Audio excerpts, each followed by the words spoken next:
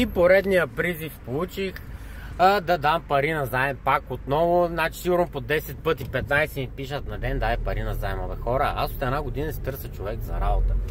Дойдоха 10 на 15 човека, развиш, и не идват на работа, крадат, един бири пиеш там, даже сега намерих скрити бутилки. В същия момент ми пишат пари на заем. Абе, хора, вие луди ли сте, бе?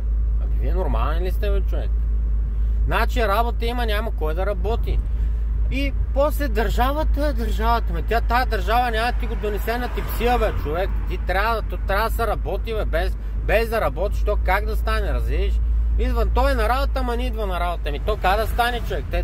Тая работа как да се работи, човек?